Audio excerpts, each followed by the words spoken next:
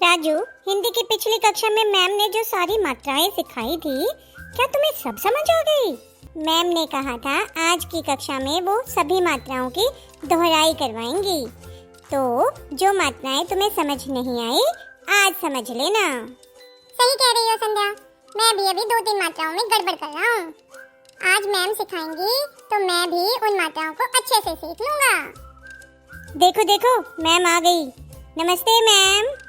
नमस्ते बच्चों, कैसे हैं आप सब? अपनी पढ़ाई तो अच्छे से कर रहे हैं ना? बच्चों, पिछली वीडियो में हमने सभी मात्राएं और उनसे बनने वाले शब्दों को सीखा था। तो आगे बढ़ने से पहले हम देखते हैं कि आपने उन सभी मात्राओं को कितना सीखा है, क्योंकि जब तक शब्द नहीं आएंगे तब तक वाक्य का निर्माण कैसे होगा। तो चलो आज एक बार फिर हम उन सभी मात्राओं को दोहराते हैं।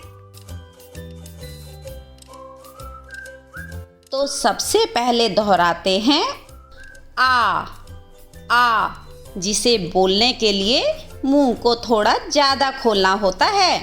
आपको याद है ना बच्चों, पिछली वीडियो में हमने सीखा था आ और आ की मात्रा का चिन्ह, एक सीधी खड़ी रेखा और उसके ऊपर छोटी लेटी हुई रेखा। तो चलो देखते हैं हमने आ से कौन कौन से शब्द बनाए थे। छाता, माला, गाजर, बालक, इनाम, झगड़ा। तो बच्चों, इन शब्दों के अलावा आपने आ की मात्रा से और जो भी शब्द बनाए होंगे उनको अपनी उत्तर पुस्तिका में लिखकर अपने अध्यापक या अध्यापिका को ज़रूर दिखाना। और यह है ई। याद है ना आपको इसकी मात्रा का चिन्ह, जिसे बोलने में थोड़ा समय कम लगता है और यह अक्षर के पहले लगाई जाती है। तो आओ बच्चों, एक बार ई की मात्रा वाले शब्द भी दोहरा लेते हैं। किसान, हिरण, किताब, चिड़िया, दिन और परिवार।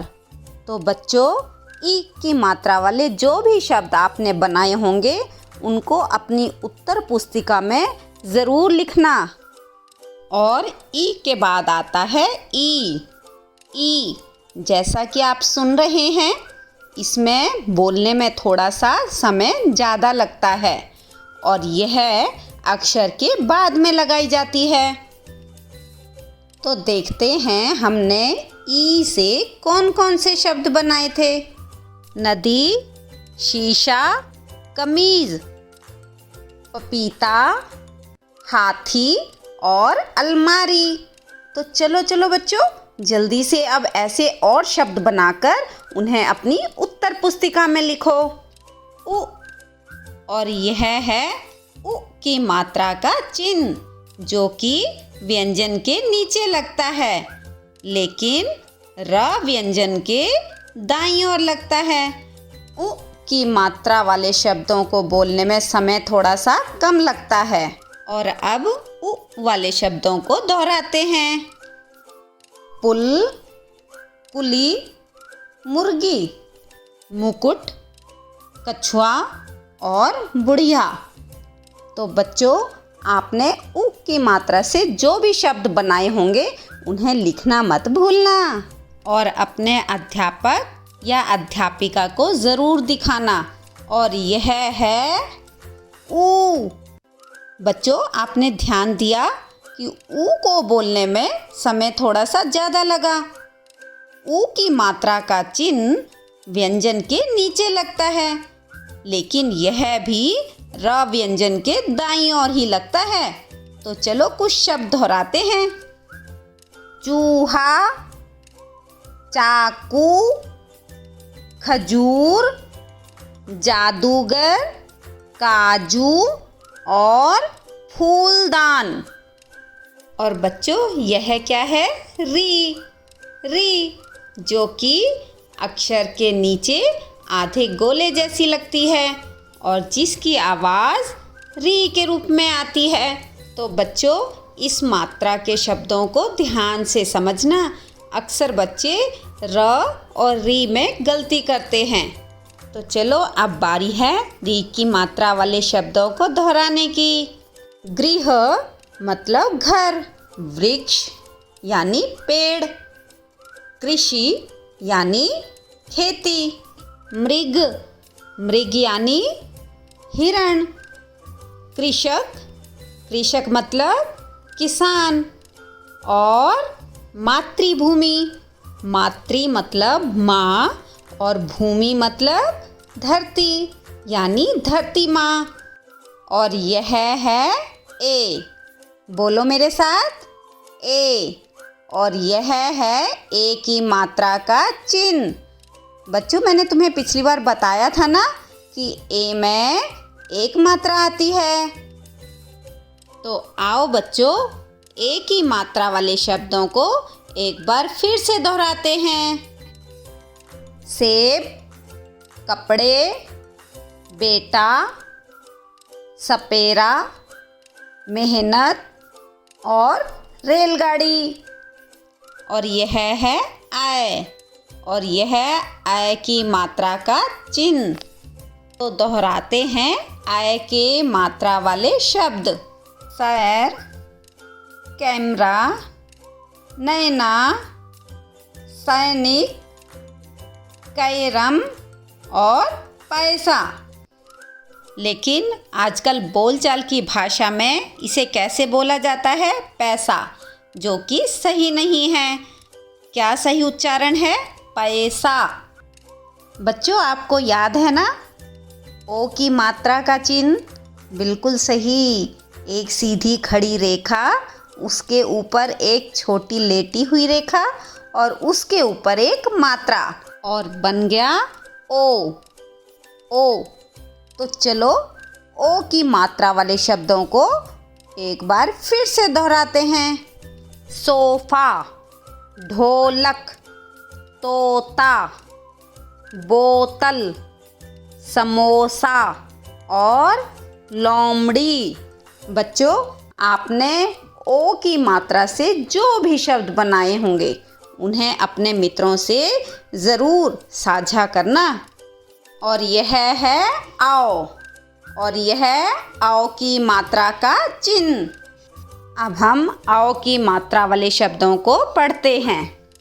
पौधा, दौलत, तौलिया, चौकीदार, नौकरानी और बिछौना। बच्चों ये शब्द भी आजकल बोलचाल की भाषा में इस तरह बोले जाते हैं। पौधा, दौलत, तौलिया, जो कि सही उच्चारण नहीं है। इसका सही उच्चारण कैसा है? पौधा, दौलत, तौलिया, चौकीदार, नौकरानी और बिछौना। और यह है अंग। क्या? अंग, बिल्कुल सही। और अब अंग को लिख कर देखते हैं। एक छोटी सी बिंदु जो कि अक्षर के ऊपर लगाई जाती है और जिसे बोलते समय नाक से आवाज़ आती है और जिसे अनुस्वार भी कहते हैं। तो देखते हैं हमने अंग के कौन कौन से शब्द बनाए थे। बंदर, झंडा, अंगूर, कंघा, जंगल और पतंग।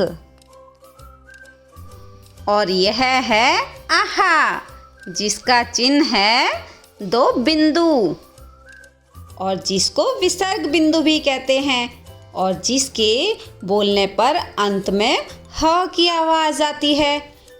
बच्चों इस विसर्ग बिंदु का प्रयोग अधिकतर संस्कृत भाषा में किया जाता है। चलो बच्चों एक बार आहा वाले शब्दों को भी फिर से दोहरा लेते हैं। नमः, नमः मतलब नमस्कार। प्रातः मतलब सुबह।